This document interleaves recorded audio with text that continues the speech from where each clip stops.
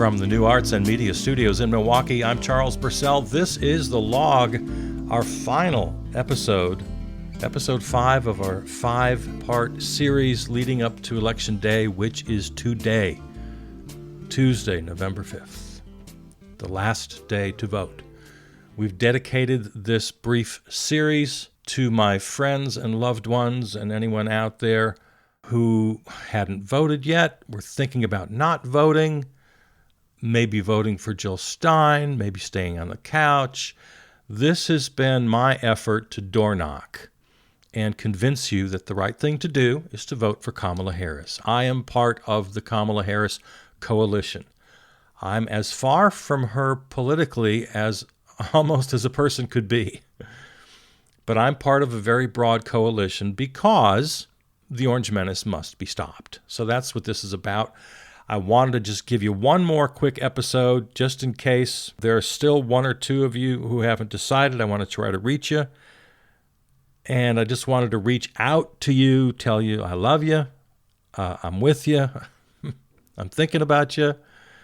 I want today to be a happy day for all of us. And I want tonight and tomorrow to be happy for all of us. So here we are.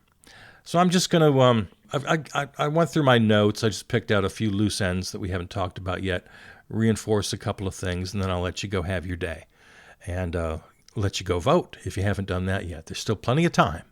Polls don't close till 7 or 8 o'clock, depending on the state you're in. I voted this morning. Long lines, happy people. It was a nice experience. All right.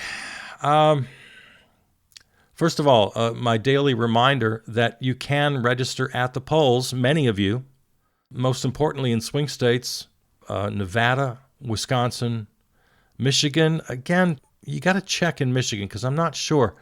I'm not sure if you can do it at your polling place. I think you have to do it at the clerk's office, your city or township clerk's office. So check on that. But Michigan, I'm pretty sure you can still register.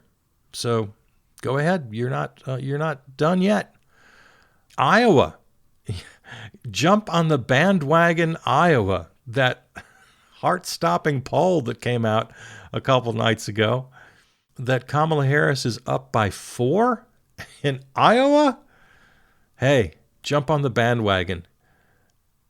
Not only can you still vote in Iowa, you can still register in Iowa. Also New Hampshire, which the Orange Menace, people were trying to say New Hampshire was getting close. I don't know. Let's not take any chances, folks, in New Hampshire. You can still register at the polls, and you can still vote. It's not too late. Here we are. So New Hampshire, Michigan, Wisconsin, Nevada, swing states. I don't think New Hampshire's a swing state, but again, let's play it safe. Well, let's see. We've already talked about, democracy and character yesterday. I think I'm not here to make predictions and do pundit stuff. So don't let me slide into that. Holler if I start doing that. But I'm going to do a little bit of that right now. I think, prediction-wise, when it comes down to it and the exit polls and everybody does all the analysis, I think democracy is going to be a much more important issue than we're thinking here in the moment as I record this on the morning of Election Day. I think when it's all said and done, democracy is going to be right up there. I think abortion is going to be right up there. I think those are going to be 1 and 2. We talked about abortion and gender issues on, Tuesday, Sunday. Everybody's always talking about the economy for the last 2 years. And sure, it's still important, but I don't think it's going to be the top issue. When you get right down to it, as we talked about in our first episode of the series on November 1st, all the indicators are good on the economy. So obviously, prices are still high, but wages are up. Everything's up that's supposed to be up. Everything's down that's supposed to be down.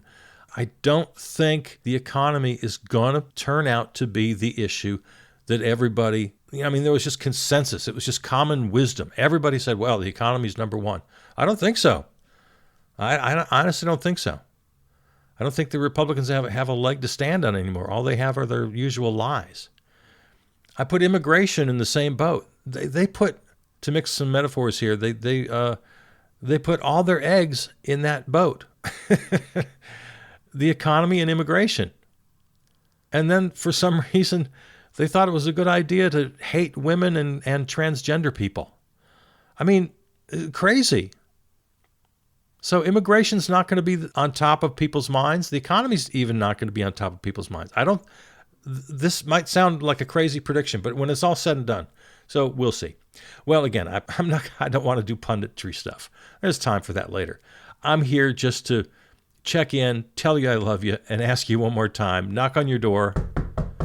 You're going to vote, right? You're going to vote? You're going to vote? You're going to vote? I heard some stories. Somebody was talking this morning about how the Harris people, they're like, knock, knock, knock. They're knocking on the same door like 8, 9 times until they absolutely get a promise out of these people that they're going to vote. This was one story I heard. And like after the 8th or 9th visit, the guy said, okay, fine, I'll vote. Leave me alone. I promise I'll vote. And then they came back to the same house. Did your wife vote? And they kept harassing them until she voted. Oh, man, retail politics. I could never do it. I just couldn't. I don't know. I thought about running for office years ago. In fact, I remember when I was a kid in school, just a little kid, I did the math and checked out all the presidential election years. And I remember when I was a very little kid figuring that I would run for president in the year 2020. I thought that would be about right. I had it all mapped out. Well, first I'll be on a school board, then maybe state assembly, then maybe governor for a couple of terms. And I had it all mapped out. I was a little kid. This was my idea. That was my plan. That was my goal. As I got older, though, I got more and more radical, and no one would ever elect me for anything. I couldn't do what they do. I just couldn't do what they do. And I couldn't door knock for Kamala because I'd have to say, yeah, I hate her, but you got to vote for her. Well, I don't hate her. I'm sorry. That's such a strong term. No, I think Kamala Harris is a fine person. I disagree with her fundamentally on how the world ought to work. But she's a fine person. I have zero doubts about her character. I think she means well. I think a couple of her plans are actually fine. Good example being the Medicare paying for in-home care. Of course, that's how the world ought to work. The child tax credit, of course, that's the way the world ought to work. So there's some good things. Of course, codifying Roe v. Wade, of course. So, I can get with the Democrats. I don't have any trouble caucusing with Democrats on some pretty big issues. The more fundamental stuff, there's more time later to get into that. That's not for today. Okay, let's just go through some notes here. Dixville Notch, New Hampshire, they vote at midnight every year on election day. So their votes are in. I'm not sure what the population of Dixville Notch is today. The latest census had them at 4. Yeah, you heard me right. 4 people. The population, 4 in 2020. Well, there are at least 6 now because the final tally was 3-3. 3 votes for Trump, 3 votes for Harris. So Dixville Notch, the tradition continues, first in the nation to vote on Election Day. Right at midnight, they cast their votes, they count them, and they announce them. So those votes are in. They're official. Put them on the board. It's 3-3. There's something called the bandwagon effect. And you know what that means just by hearing the term, even if you've never heard it, right? It means people like to vote for a winner. They like to get on the bandwagon. And I'm sensing that now. So if the most important thing for you is to vote for a winner, maybe that's why you were undecided. Again, I'm aiming this episode and this 5-part series exactly at undecided people. Maybe that's why you're undecided. You're waiting to see which way it was going to swing in the last day or two because you want to vote for the winner. That's important to you. Maybe you don't even really consciously think that. It's just, I want to vote for the winner. Well, if that's the case, the momentum is all on one side right now. And I'm not saying that as a partisan. I'm just saying that as an observer. It still could go either way, and I'm not making any predictions.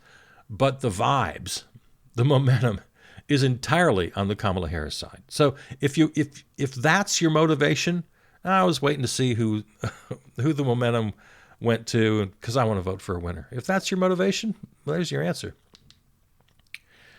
While we're making predictions here, I feel really safe making two more predictions. Number one, the Orange Menace will declare victory tonight. He absolutely will declare victory regardless of what the numbers are.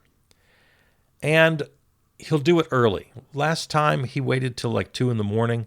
I think he'll do it before the nightly news. So before 11 p.m. Eastern, 10 p.m. Central, I think he will step up to the podium and declare victory, and also declare cheating from the other side, call for stop counting the votes. He's going to do his whole spiel before the nightly news. That's my prediction. And my second prediction is the media will be terrible. I'll be throwing things at my various screens. They're going to be awful in the way they cover everything. But, we have to, what can we do about that at this late date? Speaking of which, I'm going to have, I've got a PC, I've got a laptop, I've got a tablet, and I've got 2 TVs. So that's 1, 2, 3, 4, 5. Have we got any more? I got my phone, I guess, too. So 5 devices plus my phone. I'm going to have them all on. See if my modem can handle it. And each one on a different, so I'll have PBS on one, and I'll have Fox on another, and MSNBC on another, and I think Democracy Now! Has live coverage. So yeah, I'm going to have 5 different things going at once, and I'm going to just jump in. I'm ready for a night, man. Hey, can you tell I'm excited? I woke up this morning just before sunrise, just the first trickle of that breaking dawn, And I wake up, I open my eyes, and I swear to God, I felt exactly like my 5-year-old self on Christmas morning. That's how excited I was. So if a gut check is worth anything, that was my gut this morning. I just felt like it was Christmas Day. So, okay. People are worried about violence today. I wouldn't be worried about that. I don't think it's going to happen. I think Orange Menace supporters have lost their vigor, just like he has. I think they're tired. I don't really expect it. Of course, all the authorities have to be ready for it. Of course, they do their job, take every precaution, plan for the worst, hope for the best, all that. But that's just my little pundit prediction. Don't spend any time fretting about potential violence. I don't think that's in the cards. So for the rest of the show here, I'm just going to quickly run down my list. So in no particular order, these are just my notes that were kind of left over from the week. State legislators. There you might have some trouble because red states will want to cause trouble. And that's more down the road once we get into certification and counting the votes and all of that. So it doesn't really come into play tonight. We'll talk more about that in future episodes.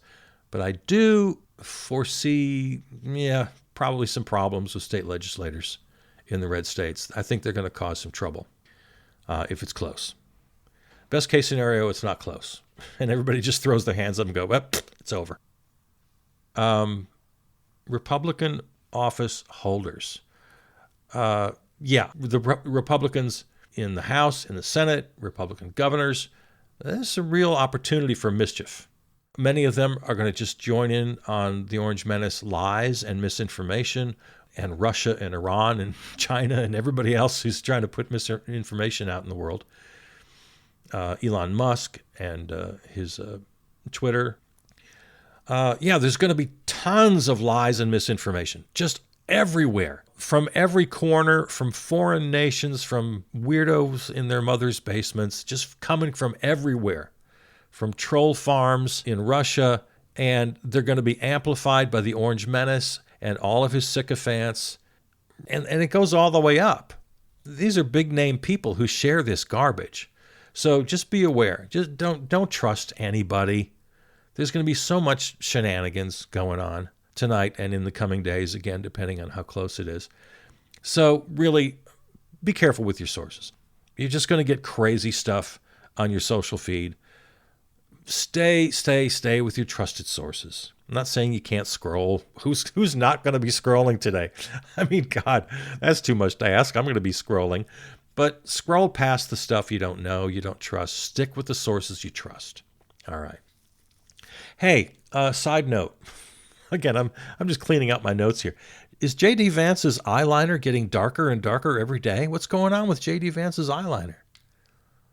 It's just getting darker all the time. It's on a scale with the Orange Menace's makeup, getting darker and oranger every day. Also, have you noticed? It's been happening for a while, but especially the last week or so. You know, at the rallies, you always have the crowd behind the speaker. At Trump's rallies, I actually took a couple of screenshots just to confirm this, because it looked like about half the people weren't paying attention to him. And so I took a screenshot. In fact, I did this more than once just to check my numbers. And I counted on my screenshot about 30 people in the frame behind him. And 16 of those people were not paying attention. They were like talking to the person next to them, or they were looking at their phone, or they were just looking away, or maybe they were up and out of their seat, either leaving or coming in, or have you noticed this? So I did it a couple more times just to check, and it was confirmed every time. At least half of the people behind him were paying no attention at all. Just a side note I found kind of funny. Some issues that we didn't hear about really much in the campaign. We didn't really hear much about healthcare, except that the Orange Menace is going to put RFK Jr. in charge of all healthcare, including women's healthcare and anything with having to do with food, medicine, the whole bit. Put him in charge of vaccines. And RFK has already been posting in his social media, oh yes, the president has promised to put me in charge of all of that, of the EPA and the Food and Drug Administration, and in charge of vaccines. And he already posted one. Did you see this? Promising, as though he's already like the health czar elect, promising to remove fluoride from the water. Do you remember the general who goes crazy in Dr. Strangelove and how he talks about fluoride in the water? Well, that's going to be our government if the Orange Menace is elected. So that's why I'm here. I'm here to ask you. You got. Okay, go vote. You got the rest of the day. No excuses. You got plenty of time. We have to keep the Orange Menace out of office. No doubt about it. No talk about education, except that the Orange Menace wants to abolish the education department. Now, I'm not sure how he's going to enforce all his draconian rules without the education department. How he's going to enforce patriotic history. He's going to enforce indoctrination of right-wing versions of history and civics. He's got to ban books. So I'm not sure he does all that without I don't know what they're thinking. Don't they need the Department of Education in order to do that? I don't know. I don't think they've thought this through. Of course, for any of these issues, you got to always think of Project 2025, which is real. We talked about that yesterday or the day before. LGBTQ rights rolled back. No talk about climate change, except that they still think it's a hoax. So that just goes out the window. We just lose all hope. Yeah, I don't mean to be too apocalyptic, but yeah, if he gets another chance in the White House, apocalyptic is probably the right attitude to have. Supreme Court, going to be a couple nominees for the next president. Got to keep that in mind. Media, talked about that already. Plan on being disappointed. They're going to be awful. But find the sources you trust, and always do your main shopping on the non-corporate side. There's good nonprofit media out there. ProPublica is good. Axios is good. Democracy Now! Is good. God, even PBS and NPR, for all their faults, all their corporate funding, they still play it relatively straight. You got to take it with a grain of salt, and they persist on having all this silly both sides stuff. But if you can get past that, the reporting is still legit. So don't give up on them entirely. I saw a post the other day Yesterday, because it said vote tomorrow for 1.2% interest rates and $1.70 gas prices. I'm sorry. So, obviously, that's from a MAGA supporter. And it's just so, how can you be that dumb?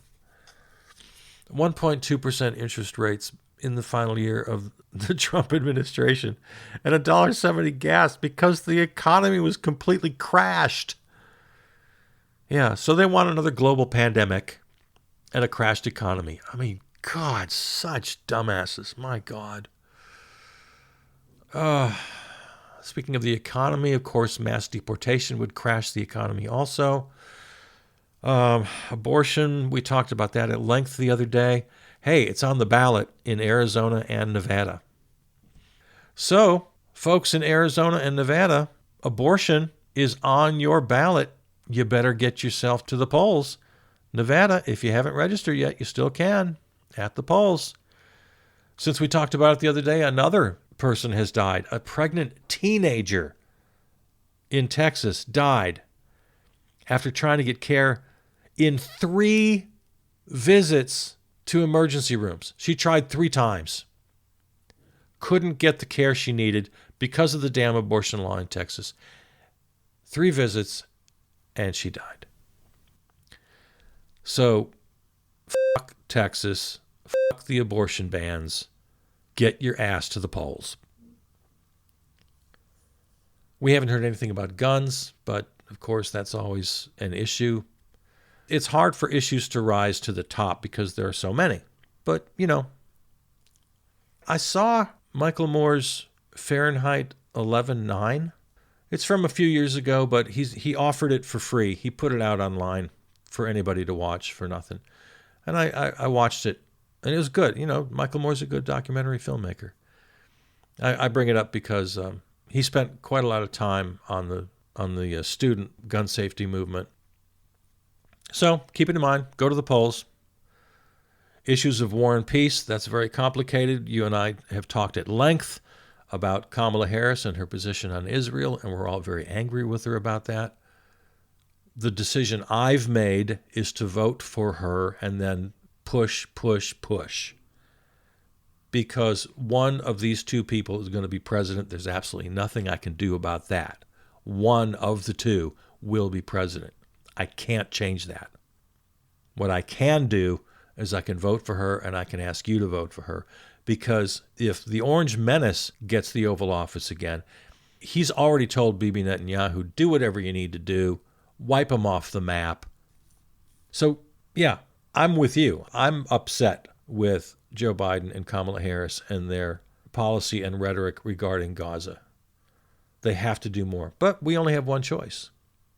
And I've made the decision to vote for her and then just absolutely fight, push on that issue. We haven't talked much about the House and the Senate, but another reason you have to get to the polls, the Democrats have a very good chance of taking the House. I'm not a Democrat, but we need them. There's no comparison between them and MAGA. The Senate is tougher, but there's still an opportunity. Again, these last days of momentum, those late breakers, nothing is impossible. The House flipping to Dems and the Senate holding is absolutely possible. Speaking of Republicans and Democrats, Republicans, what is wrong with you? The fact that some of you have had the good sense to reject the Orange Menace and to publicly endorse Kamala Harris, good for you. But compared to the whole party, shame on this party. Former members, former officials, sitting members, sitting officials, House, Senate, state, local. The dam needed to break, and it never broke. That's what I kept hoping for. We of course we had Kinzinger for all this time, and we had Liz Cheney, and then we got her dad and a couple of others. But at some point, I expected the dam to break, and just hundreds and thousands of Republicans saying, we've had it. We're absolutely in the coalition with Charles Purcell and Dick Cheney. And it didn't happen. The dam did not break. We did not get the flood of endorsements from Republicans. Shame on you. You'll have to live with that.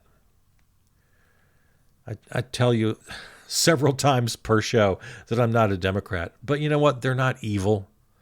They're just regular, normal politicians like we've had for decades. And right now we got the whole hopey, changey, let's be optimistic. I have a hard time getting there. I'm a little too cynical. I'm a little too jaded. But you know what? It'll probably get me today, especially if things go well. I'll probably be shedding some tears, some very happy tears. I'm a crier. I get that from my dad. He was kind of a crier. He would get emotional. And I expect I'll get emotional today if things go well. I won't cry if things go poorly. That's not my nature. No, I'll get angry. My face will turn red. I'll feel despondent. I'll feel lots of things. No, I never cry when I'm angry. I cry if I'm sad. Like when I heard the news about Quincy Jones, I cried like a baby. Quincy Jones was just a beautiful person on this earth. He gave us so much beauty and joy. I can't even begin to tell you how grateful I am that Quincy Jones lived on this earth the same time I did. My God, Quincy Jones. So yeah, I cried like a baby. And then I cry when I'm happy, and I cry when I'm sentimental. I'm a crier. But I don't cry when I'm angry. So if it goes the wrong way tonight, I'm going to be angry. If it goes the right way, I'll probably cry just to see him go. So we're ending here with hope and change. But you have to go vote in order for this to work, for this to happen. Make me cry. All right? Bring me tears of joy. Get your ass to the polls right now. Many of you in swing states can still register today at the polls. You don't even have to like her, as I've said many, many times. If you do, fine. If you really like her, fine. I'm in the coalition right now. It's nothing but rainbows and puppies and cupcakes right now. I'm just with you. I want to be happy today. I want to feel good. I want to feel positive. It's not me naturally, but I'm with you and I'm feeling it and I'm cheering for you and I got your back and I'm with you all the way. Because this is serious, you know. Democracies do die. Democracies die. It happens. Oops, wait a minute. I was being positive. What happened? It's serious, man. Democracies, they go away. We've seen it. Historically, it happens. It can happen here. But I don't think it will. And we have you to thank for saving us and taking us into new possibilities. I started this whole journey with Kamala Harris when she first got the nomination saying, okay, I'm going to have to ride with you. You're it. And I'm going to have hope that we can work with you. What else have I got? What option have I got? I don't have an option. I'm going to be the loyal opposition as soon as she wins. And I'm going to push her. I mentioned some issues earlier, the Roe v. Wade, child tax credit, in-home care. There are lots of things that we can agree on. And for the rest, we fight. We have this wonderful, happy, raucous political fight. One of the things I love about this country. Yeah, you heard me right. There are things I love about this country. All right, I do. I love you. Get to the polls. Go vote. You got all day. Go do it. You can even register, many of you in swing states. So come on now. And we'll talk again tomorrow. And we'll see where we stand.